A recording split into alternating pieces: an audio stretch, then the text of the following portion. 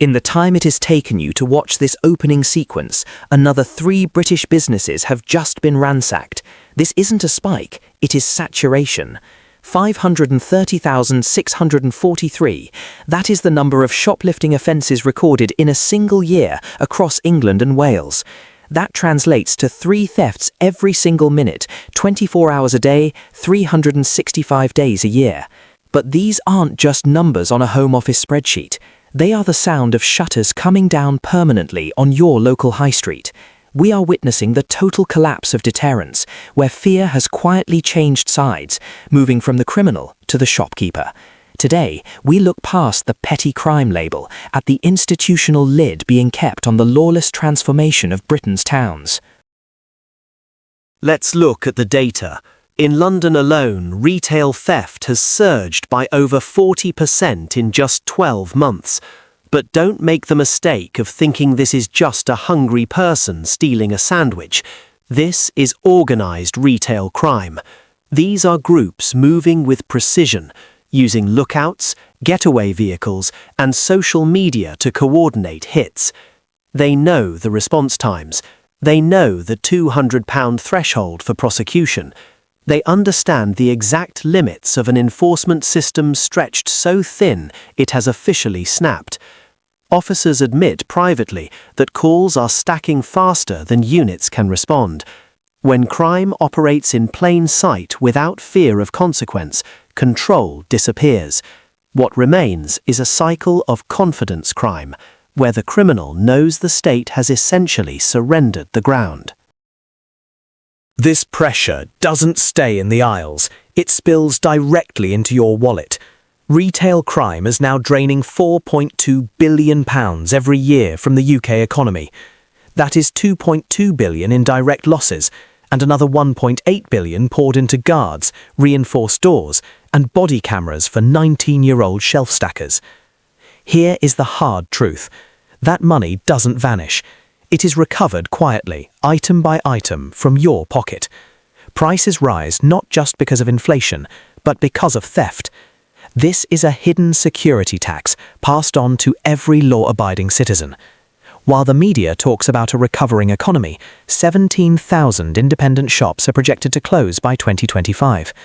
We are seeing the creation of retail deserts, where you can't buy fresh food or pick up a prescription, because the risk of staying open is simply too high.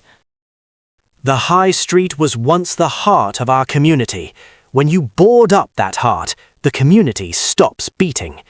The state calls this low level, but there is no such thing as low-level crime when it happens 500,000 times a year.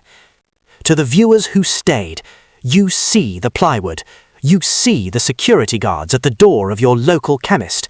My promise to you is to keep documenting the decline that the mainstream cameras refuse to broadcast. We confirm that the broken windows theory is no longer a theory in Britain. It is our current reality. A country that forgets how to defend the small things will eventually lose the big ones.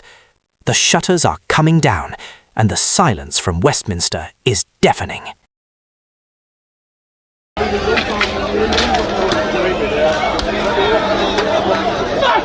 Gets done there, bro. If you want harassment for me, not gets done. No, not you fucking plastic! A 61-year-old grandfather named Peter Lynch is dead. He didn't pick up a weapon, he didn't hurt a soul. He was a man of previous good character who was sentenced to nearly 3 years for shouting in the street. He died in a prison cell the week away. At the exact same moment, Isaac Donko, a violent gangster known as Young Drizzy, walked out of prison gates with a smile on his face. Donko didn't just shout, he kidnapped a 16-year-old, threatened him with a machete, and attempted to pour a boiling kettle over his victim's head. Under the Labour government's early release scheme, this violent offender is now back on our streets, reportedly driving a 6-figure armoured truck. If you feel like the scales of justice in Britain have been tampered with, you're no longer a conspiracy theorist. You are simply paying attention. Today, we look at the official admission from the House of Lords that confirms what we all feared. Two-tier justice is no longer a theory. It's a matter of public record. We've uncovered an astonishing extract from the House of Lords. The Justice Minister, Lord Ponsonby, was asked why non-violent protesters were receiving such staggering sentences compared to violent criminals. His answer should chill every citizen to the bone. He admitted that judges felt that even people of previous good character needed to be made an example of. Think about that. In a traditional courtroom, good character is a shield. In Starmer's Britain, it has become a target. The judiciary is no longer looking at the crime. They are looking at the message they can send to you. When the Prime Minister stands before a camera and says he expects strong sentences, the independence of our courts doesn't just tremble, it collapses. The government promised us that no violent offenders would be released early. They told us the scheme was for non-violent overcrowding issues. But Isaac Donko's release proved that was a falsehood. He was convicted of GBH and false imprisonment. By recategorizing his crimes, the system let a dangerous man walk free, while grandfathers and childminders remain behind bars for offensive tweets. Data shows we now lock up more people in the UK than almost anywhere in Western Europe, yet our streets feel less safe. Why? Because the system is focused on speech and examples, rather than protecting you from physical harm. Justice is supposed to be blind, but today in Britain it has its eyes wide open, choosing its targets based on political utility. Peter Lynch's death is a tragedy that demands an inquiry. The release of violent gangsters is a failure that demands a resignation.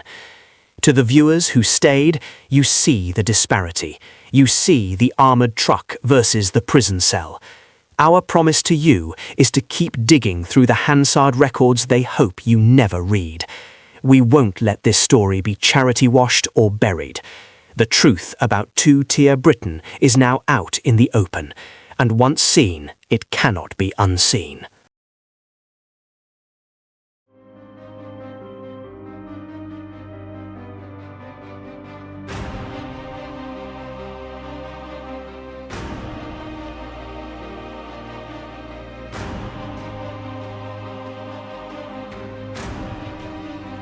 The moment lasts less than 5 seconds, yet it has shaken an entire nation.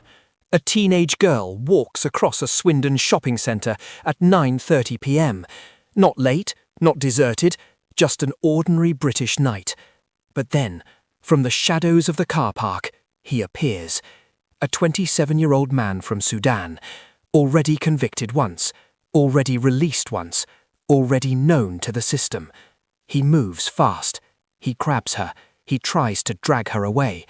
Her arms flail, her feet scrape against the pavement, and the only reason she has not gone forever is because two stunned bystanders, ordinary people on an ordinary evening, race forward and tear him off her. The footage is grainy, frantic, almost unbelievable. You can hear the girl's panic. You can see the man's grip tightening, and you can sense the sheer chaos of the moment. This is not a distant headline. This is not a theoretical debate. This is a girl in a town centre, a child being pulled by a stranger who should never have been free to walk Britain's streets. This is a story of our times, a story of the migrant crisis.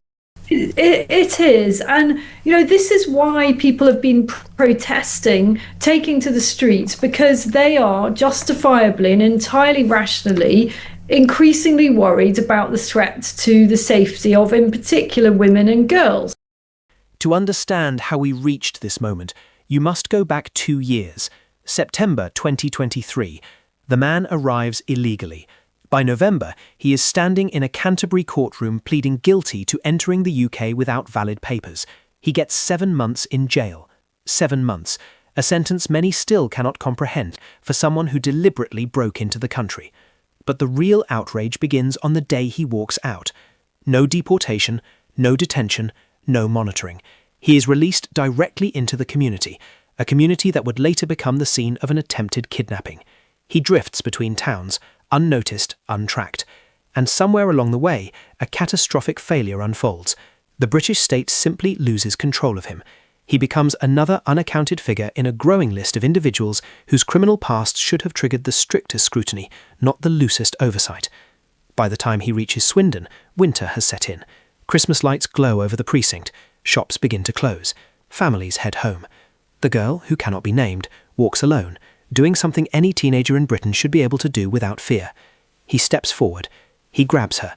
And in those seconds, Britain finally sees the consequences of its fractured border system, not in abstract numbers, not in political arguments, but in the raw terror on a young girl's face. He is now behind bars again, charged with attempted kidnap, but the unease remains. Because across the UK, this is not an isolated incident. December alone saw 42 migrants convicted of serious crimes: rape, assault, child endangerment, violent disorder. Convictions, not allegations. Dozens of cases, 1 month. In Bournemouth, residents speak of asylum hotels becoming crime hotspots, knife attacks in local shops, women pursued through car parks, shopkeepers threatened by men wielding machetes. In Manchester, police log a spike in sexual violence linked to individuals awaiting asylum decisions. In Glasgow, officers warn that some arrivals have criminal histories their databases cannot access.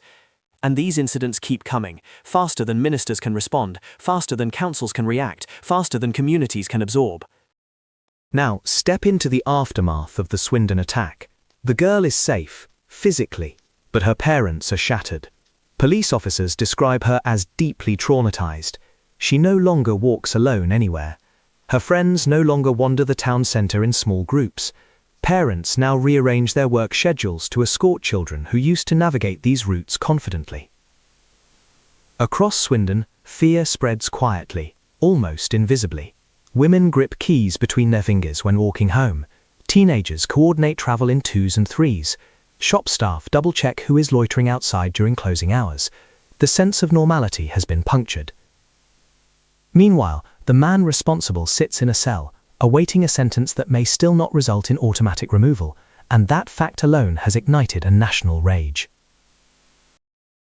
This is where Britain finds itself, trapped between rising crime data, skyrocketing public anger, and a government trying and failing to convince the country that control is being restored.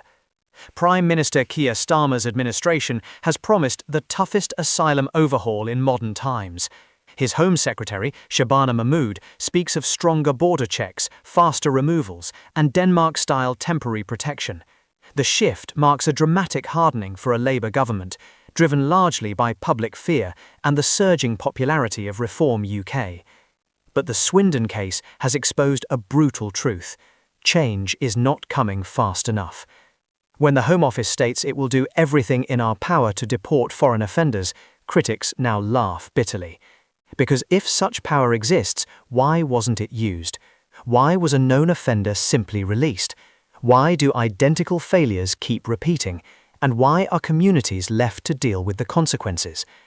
Ministers point to the European Convention on Human Rights. Lawyers point to overloaded courts.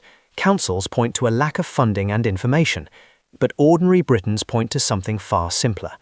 The system doesn't work, and people are paying the price for it. The December crime data reinforces the point. 42 convictions in a single month show a pattern that can no longer be brushed aside as coincidence or misfortune. It reflects years of administrative breakdown, unvetted entries, delayed processing, constrained deportation powers, and a government stretched across legal, political, and operational fronts. This is not a moral judgment on every migrant. Britain has welcomed those in genuine need for generations. But the distinction between vulnerable refugees and dangerous offenders has blurred. Not because the public lacks compassion, but because the system lacks competence. And when competence disappears, fear fills the vacuum. In Swindon, life will slowly normalise. The girl will heal. The shops will reopen. The CCTV footage will fade. But the question this case leaves behind will not fade at all. Because if a man can enter illegally, be convicted, be released, and nearly abduct a child in a public square, then what exactly does public safety mean in modern Britain? And if December's crime surge is a warning, not an anomaly, then the final question becomes impossible to ignore. How many more failures can Britain endure before the crisis at its borders becomes a crisis on every street?